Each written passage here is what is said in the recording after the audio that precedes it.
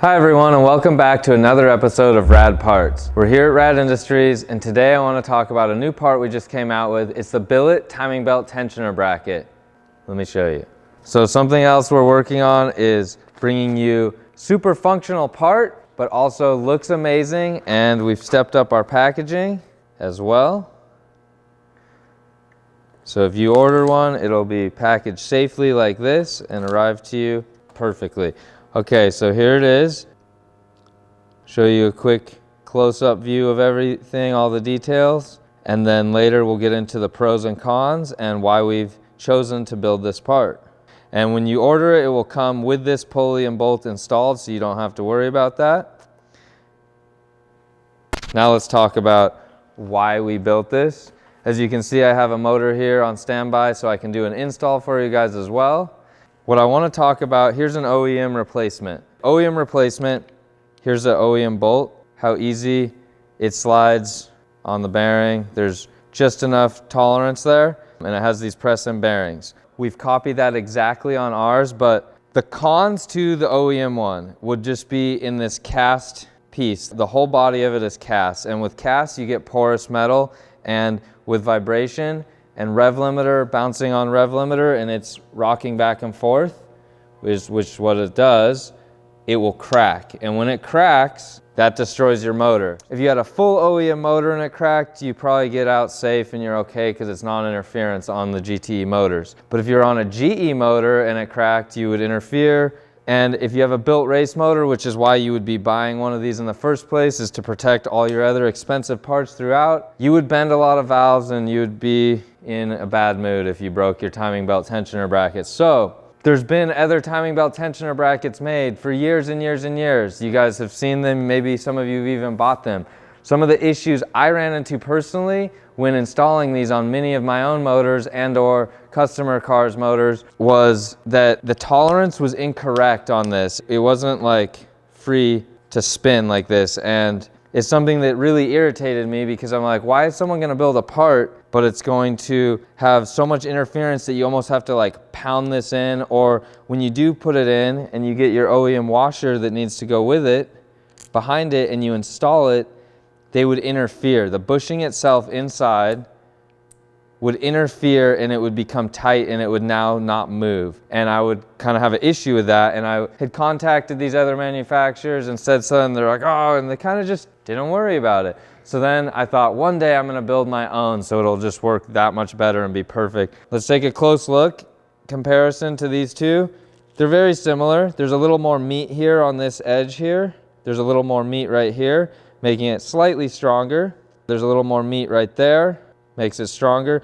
But the main thing here is that this is made of billet. So it's all solid billet machined. It's not going to crack. That's the main fail point of the OEM one, is that it cracks. We have OEM bearing, Koyo bearing on here from Japan, and then we've put a different shoulder bolt, but it's of higher strength, and then we've used two press-in bearings, or bushings I mean, and it's set to the exact correct tolerance as an OEM one, so it's free, there's no binding, nothing happening. And now I would like to install it for you guys. Just a quick run through. So if you were to buy this and you didn't have the correct washer, that's like a big do not do, because it will bind up and you need the correct washer. And if you buy a brand new OEM bolt, it comes pre-set with a little bit of red Loctite on it.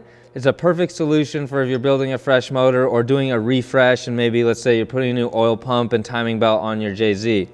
Might have to take this hydraulic tensioner out. I already had the timing belt on this motor. It was already fully assembled, but I want to show you guys an install. Yeah, I got to take this off. So I've removed the hydraulic tensioner and now we're going to install this. It's kind of hard with the belt already on there, but you guys will probably put this on first, then do the belt. But I just wanted to not undo the belt because it's a little more work. So you got to make sure you put the washer in.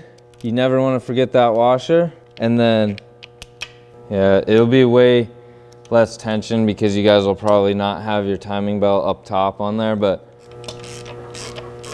so you want to make sure to torque this to 26 foot-pounds when you're doing this as well. If you had bought the new one with Loctite on it, you're good to go. If not, you need to put a little dab of red Loctite. Free motion the whole time, which is what you need. You don't want it to be tightened down and then be sticky, because then it's not going to do its job. And the whole point of it is for it to be able to freely rock back and forth. We want it to be stronger, so we've reinforced a couple areas as I've shown you. That is the new RAD billet timing tensioner. I think it goes pretty well with all our other RAD parts. In my case, I like to cover up the timing belt because I don't want any rubber bits going in there when I'm drifting. Some guys though like to leave an exposed timing belt, and I think this would be another really cool kind of like display piece to go with some of our other billet goodies that we sell. So I'm really excited to be able to offer this to you guys. In my opinion, this is like the ultimate timing belt tensioner bracket because of the tolerances are set up correctly.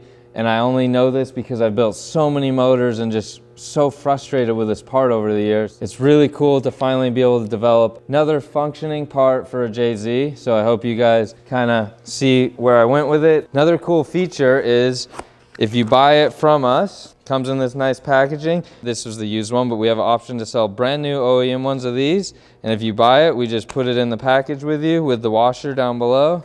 Same box. So if we were to look at the cons of the OEM one, is that it can snap on you in a situation that will destroy your motor. If you're doing high horsepower, high revs, and you're hitting limiter a lot, you have potentially the chance of snapping that and throwing away all the money in your motor. The positives of ours is that it's more robust. It also retains the exact same free movement as the OEM one did. It also comes with a new pulley like I had described, and if you so choose, it comes with a bolt, so you're fully set to replace everything and be on your way to having a safe 1,000 and up horsepower setup, or maybe you're a 600 horsepower guy and you just want to be overkill and make sure everything is good to go so you can run a reliable 600 for years and years and years. So we have you guys covered with it. So go check out the billet timing belt tensioner bracket on our website, radindustries.com. Thanks for watching, guys. See you next time.